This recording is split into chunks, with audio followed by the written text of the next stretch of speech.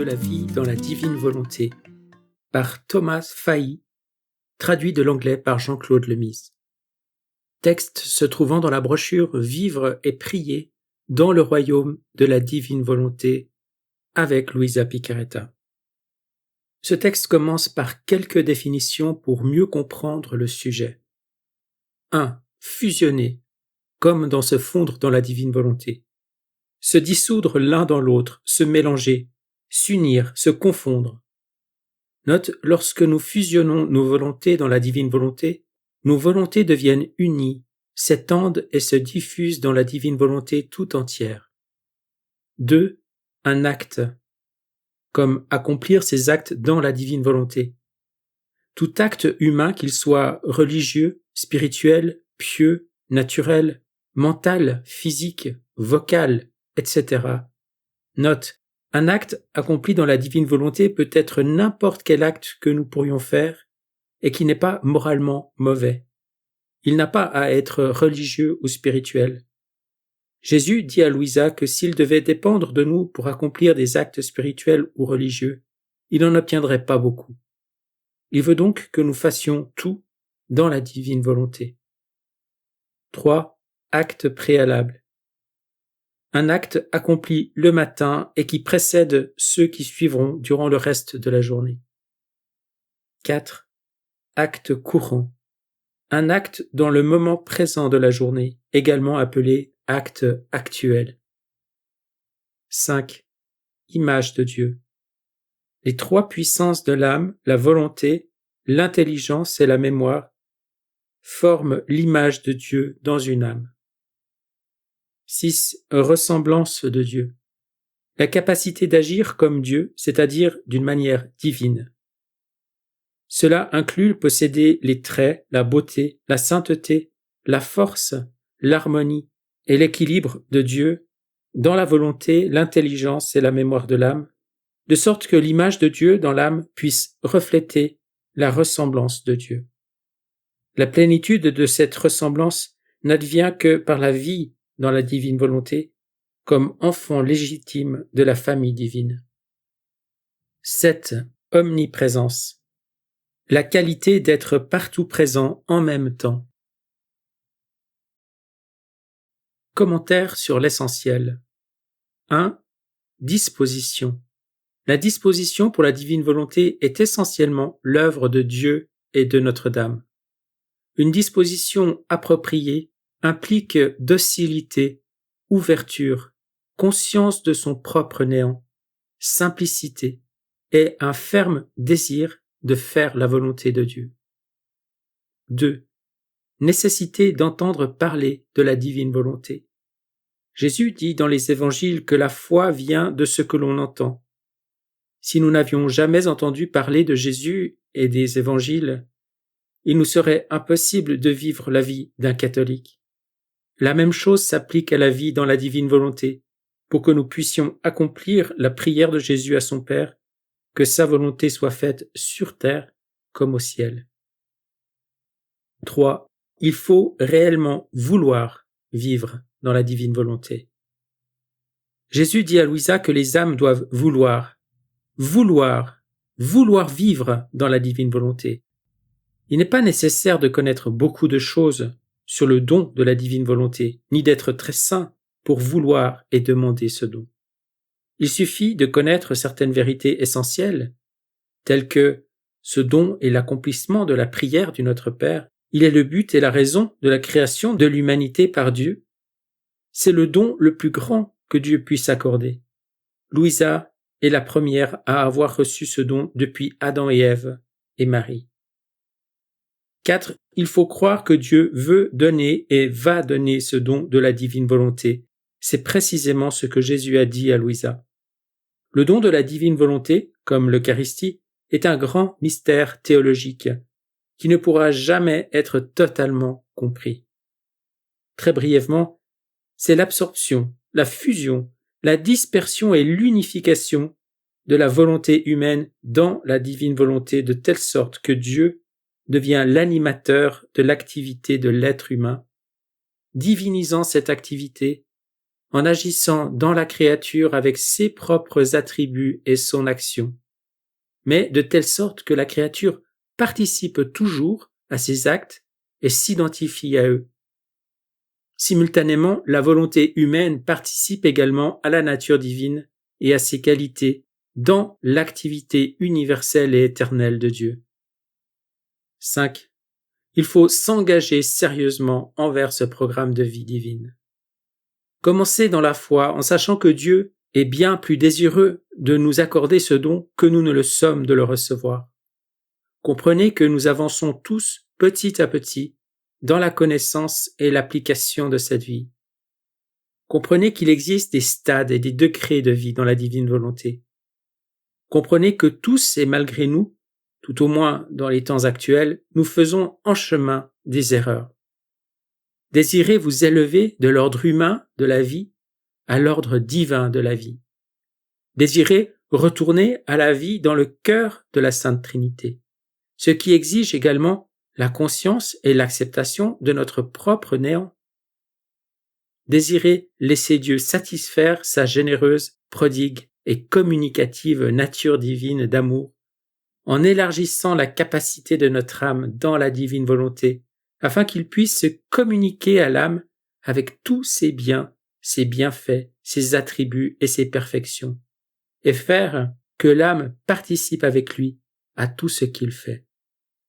Si nous prenons vraiment au sérieux cette merveilleuse vie dans la divine volonté, nous ferons fidèlement chaque matin l'acte préalable, suivi des actes courants ou actuels. Nous nous efforcerons également d'apprendre tout ce que nous pourrons sur ce royaume dont nous prenons possession.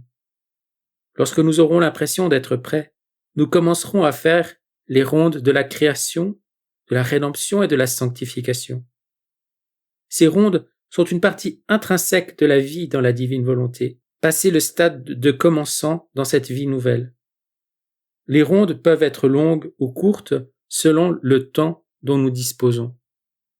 Jésus nous dit dans le livre du ciel combien il est nécessaire d'être fidèle et attentif. Être fidèle signifie que nous sommes constants, persévérants, dévoués, loyaux, reconnaissants, appréciatifs, etc.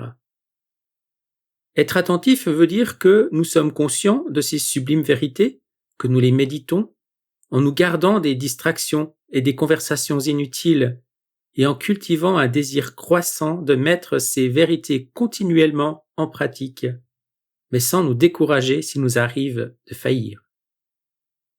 6. Il faut s'engager sérieusement envers ce programme de vie divine, deuxième partie. La vie dans la divine volonté est une vie vécue dans la foi.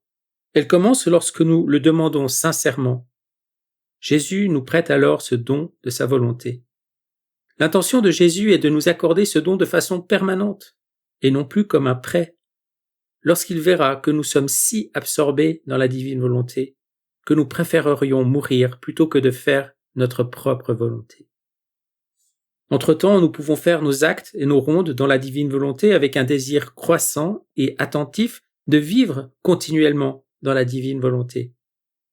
Et si nous avons conscience de faire notre propre volonté, en nous écartant un peu de la divine volonté, nous ne nous laisserons pas abattre, mais nous exprimerons rapidement notre peine à Jésus pour cet écart, et nous reprendrons avec confiance notre vie dans la divine volonté. Naturellement, un péché mortel exige toujours la confession. 7. Faire un acte préalable, offrande matinale et invitation, chaque jour au réveil. Faire le signe de croix. Jésus dit à Louisa que faire le signe de croix, c'est chercher la ressemblance avec la Sainte Trinité. L'acte préalable. Jésus dit à Louisa, « Ma fille, il y a l'acte préalable et l'acte actuel. L'acte préalable, c'est lorsqu'au lever du jour, plaçant sa volonté dans la mienne, l'âme décide et affirme qu'elle ne veut vivre et agir que dans ma volonté. Par cet acte, l'âme prépare tous ses actes et les coule dans ma volonté. Cette prédisposition fait surgir mon soleil, et ma vie est reproduite dans tous ses actes comme en un acte actuel unique. Mais l'acte préalable peut être éclipsé et obscurci par certains traits humains. La volonté propre, l'amour-propre, la négligence, etc. Toutes ces choses sont comme des nuages qui obstruent le soleil et rendent sa lumière moins brillante sur la face de la terre. L'acte préalable permet de créer la disposition et prépare l'acte actuel. 8. S'engager sérieusement à faire des actes courants ou actuels tout au long de la journée. Jésus dit à Louisa, l'acte actuel, au contraire, n'est pas sujet aux perturbations et dissipe tous les nuages qui pourraient exister. Il fait se lever d'autres soleils, tous plus beaux les uns que les autres, dans lesquels ma vie est reproduite avec encore plus de chaleur et de lumière. L'acte actuel préserve et étend la disposition de l'acte préalable. 9. Apprendre tout ce que nous pouvons sur le royaume de la divine volonté. La source première de connaissance est le livre du ciel écrit par Louisa sur une période de 40 ans et au prix de grandes souffrances. Il existe différents moyens d'acquérir la connaissance contenue dans ce livre, tels que les enregistrements, les réunions de prière sur la divine volonté, la parole des autres, etc. Mais la lecture du livre du ciel est certainement la meilleure source. Jésus et Marie ont promis d'être à nos côtés pour nous aider à comprendre ce que nous lisons. La personne qui trouve un mot ou un passage difficile à comprendre devrait se faire docile et demander à Dieu une explication. Dieu peut choisir d'attendre un peu avant de permettre la compréhension. Il suffit donc de continuer la lecture. Mais il est très important de prendre le temps d'assimiler spirituellement les thèmes sublimes que l'on rencontre dans ce livre. 10. Quand vous êtes prêts, commencez à faire les rondes et soyez réguliers à les faire.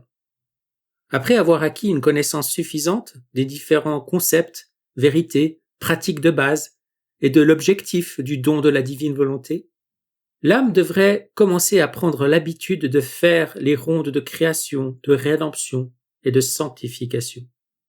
Pour beaucoup, les rondes de création viennent généralement plus facilement que les autres, parce que nous avons devant les yeux la création, de même que les découvertes de la science.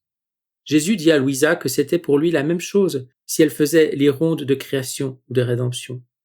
Il est clair que plus Louisa vivait dans la divine volonté et plus elle s'appliquait à faire des rondes.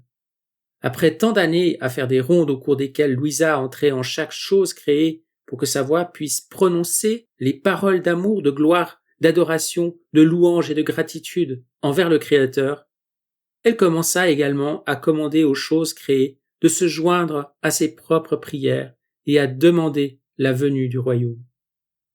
Jésus dit à Louisa que ces rondes passées l'avaient familiarisée avec les choses qu'il avait créées par amour pour l'homme, mais qu'au cours de ces dernières rondes, elle avait obtenu autorité sur elles et qu'elle avait tous les droits de leur commander de se joindre à elle dans ses propres prières. Chose intéressante, Jésus dit également à Louisa que l'homme était désigné par Dieu pour fournir à la création non rationnelle un raisonnement, une volonté et une voix. Ce qui doit être compris dans le sens suivant.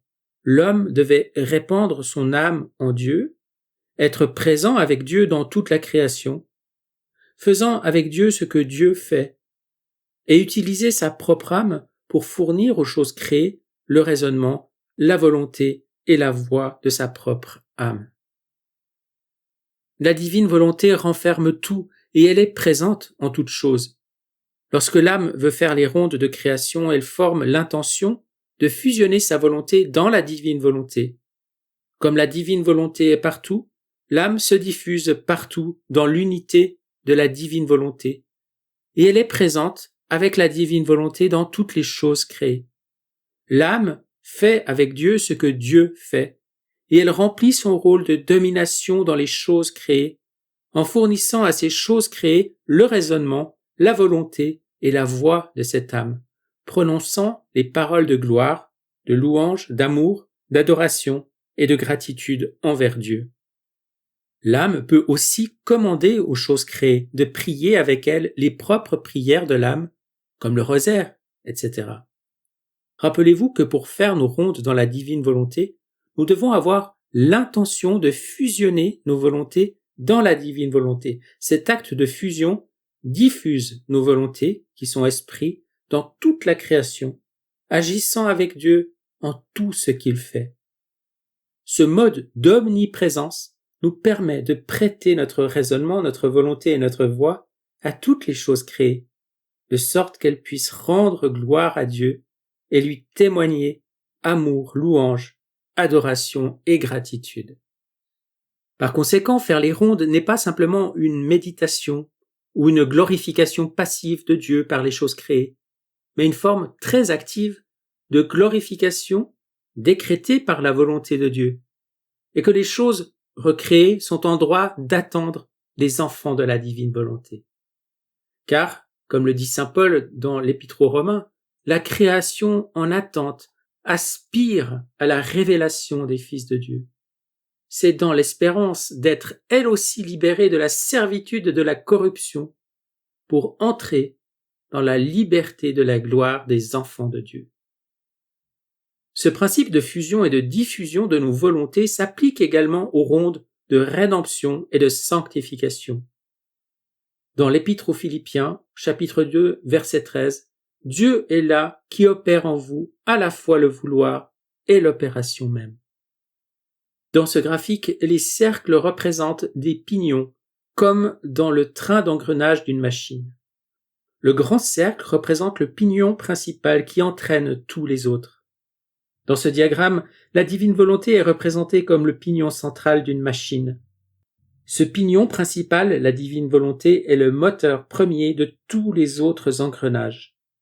La volonté humaine reçoit la vie et le mouvement de la divine volonté. Le royaume végétal, animal et minéral reçoit également leur mouvement initial de la divine volonté.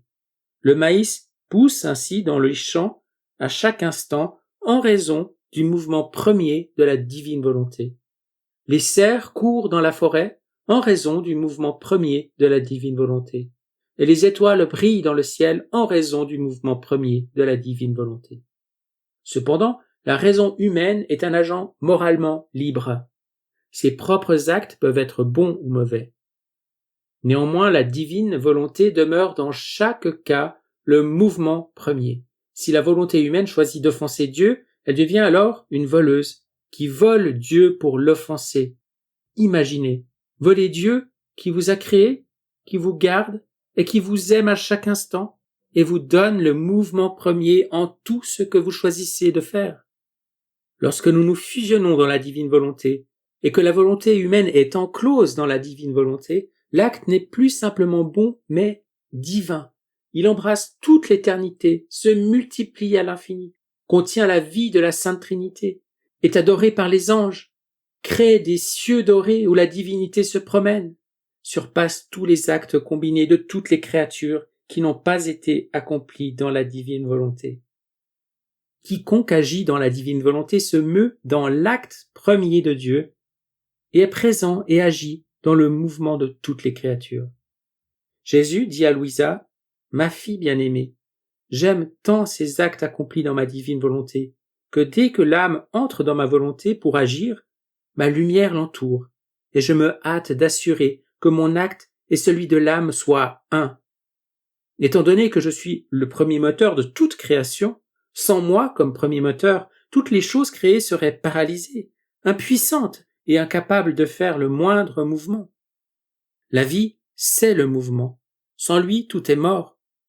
Je suis par conséquent le premier moteur qui rend possible tout mouvement. C'est donc mon premier acte qui met la créature en mouvement. C'est comme une machine. Lorsque le pignon principal se met en mouvement, tout dans les autres bouge. Tu vois par conséquent combien il est presque naturel que quiconque agit dans ma volonté agit également dans mon propre acte premier, et de ce fait dans les actions de toutes les créatures. Je vois la créature et je l'entends, s'affairant dans mon acte premier et dans les actes de toutes les créatures.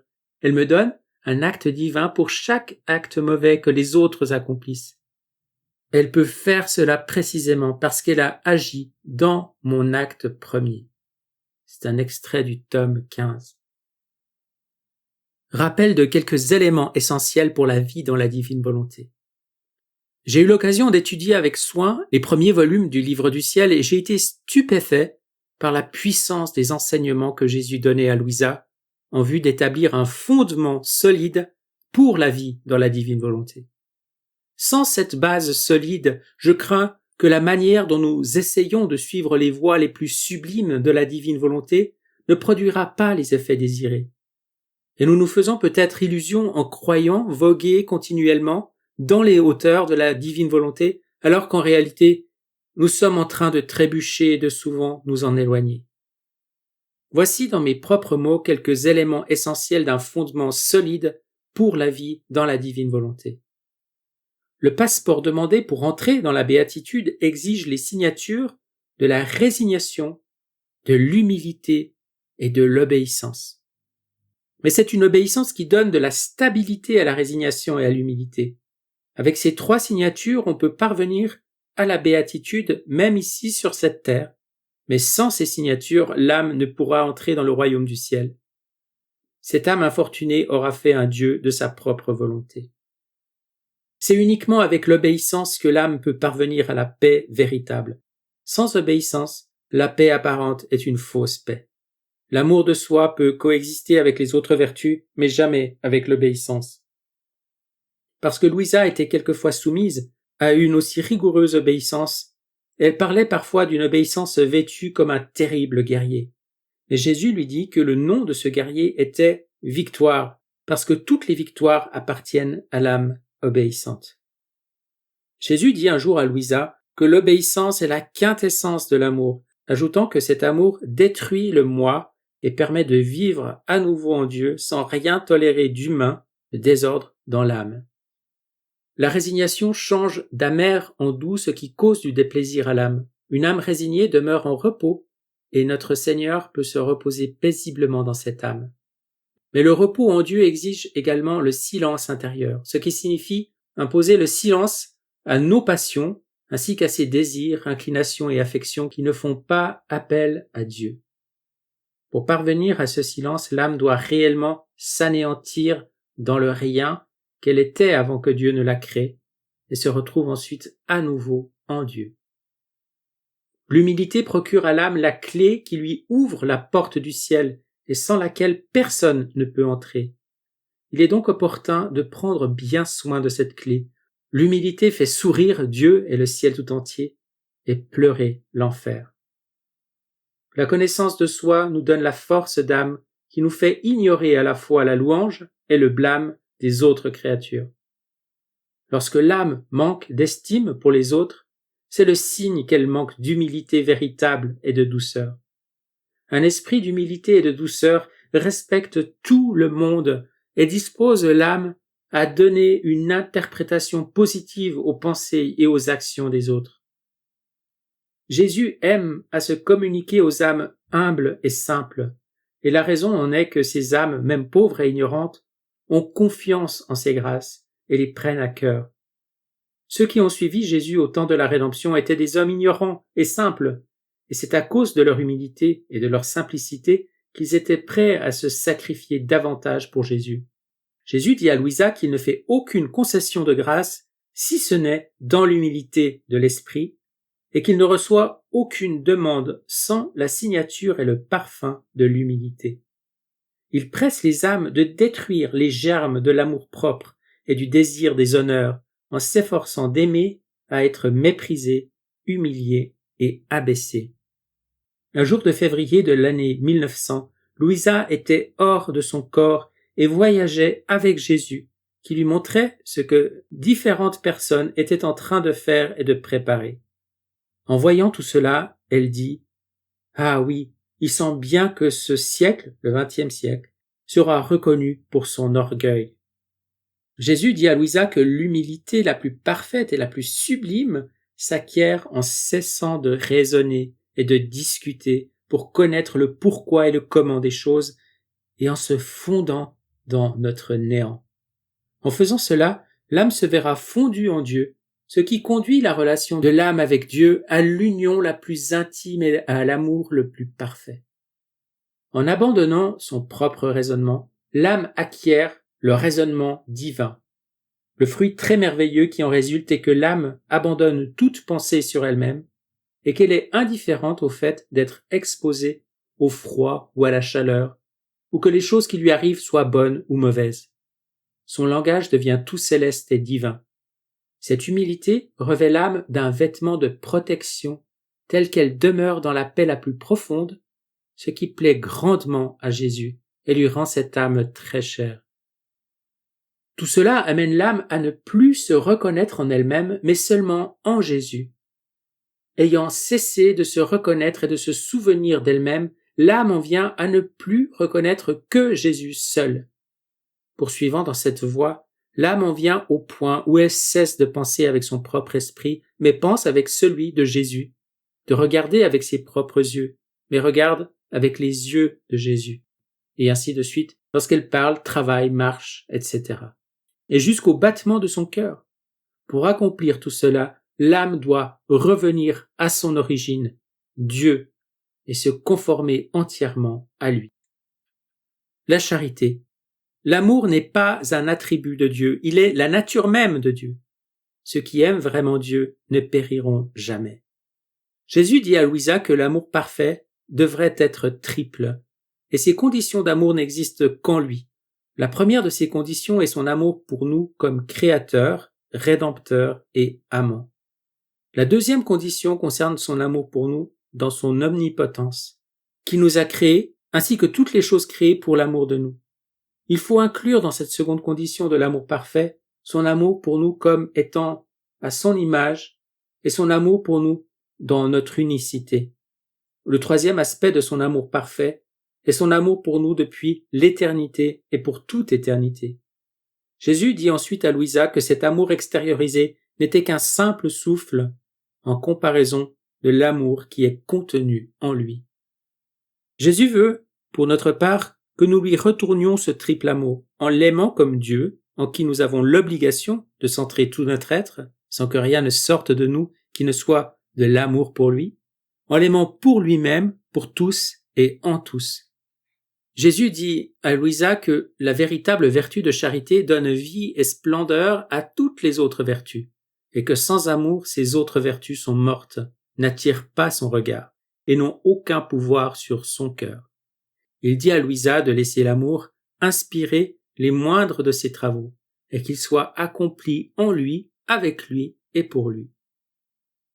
La souffrance et la croix. Louisa dit un jour qu'elle ressentait comme une infusion en elle, comme si quelque chose surgissait de sa nature même et la remplissait de la conviction que la plus grande disgrâce pour une âme, c'est de ne pas souffrir. Jésus dit à Louisa qu'il y a dans le ciel différentes demeures plus ou moins glorieuses et que les châteaux seront accordés selon le degré plus ou moins grand de souffrance endurée par les âmes. Et il ajoute, en s'exclamant, que si nous connaissions la valeur de la souffrance, nous serions en compétition les uns avec les autres pour souffrir davantage. Jésus dit que le monde ne reconnaît pas cette science et que les hommes abhorrent les choses mêmes qui pourraient les enrichir pour l'éternité. Jésus expliqua à Louisa qu'avant sa venue sur terre, la douleur, la confusion, la disgrâce, la calomnie, les chagrins, la pauvreté, etc. étaient considérés des déshonneurs. Mais dès l'instant où il les eut portés, ils furent sanctifiés et divinisés par leur contact avec lui, et transformés pour être rendus plaisants et doux. Jésus dit que ceux qui portent quelques-unes de ces croix reçoivent un très grand honneur, car ils reçoivent sa livrée, la livrée du Fils de Dieu. Jésus poursuivit en expliquant que seuls ceux qui s'arrêtent à la surface de la croix en ressentent l'amertume et le dégoût. Mais ceux qui pénètrent au-delà de la surface épineuse y trouvent la joie, et la croix en vient à construire leur bonheur. S'adressant à nous à travers sa Louisa bien-aimée, Jésus dit que la croix nous permet de distinguer les réprouvés des prédestinés, en expliquant qu'au jour du jugement, les bons se réjouiront en voyant la croix, et que même à présent, la croix révèle qui sera sauvé ou se perdra. Ceux qui embrassent la croix lorsqu'elle leur est présentée, et la portent avec résignation et patience, embrassant et bénissant la main qui la leur présente, portent le signe certain du salut. mais au contraire ceux qui deviennent irrités et méprisent la croix qui leur est présentée, allant même jusqu'à offenser Jésus, portent le signe certain d'être sur le chemin de l'enfer. Lorsque les réprouvés verront la croix au jour du jugement, ils gémiront et maudiront. Finalement, pour le moment, j'ajoute à ce qui précède une autre chose que Jésus dit à Louisa. Il lui dit que la croix dit tout, que c'est un livre qui enseigne clairement et sans tromperie comment le saint se distingue du pécheur, comment le parfait se distingue de l'imparfait, le fervent du tiède. Il dit à Louisa que la croix communique à l'âme tant de lumière que même dans le temps présent, elle permet de distinguer non seulement le bien du mal, mais aussi ceux qui seront plus ou moins glorieux dans le ciel. Jésus continua en disant que toutes les autres vertus demeurent humbles et déférentes devant la vertu de la croix. Il est bon, pour finir, de savoir que tant d'âmes qui aiment la divine volonté méditent maintenant plus que jamais les heures de la passion. La façon dont les prêtres méditent ces heures et en recommandent la pratique aux religieux et aux laïcs est particulièrement remarquable. Rappelez-vous de fusionner votre volonté avec celle de Jésus lorsque vous commencez à méditer ces saintes heures de la passion.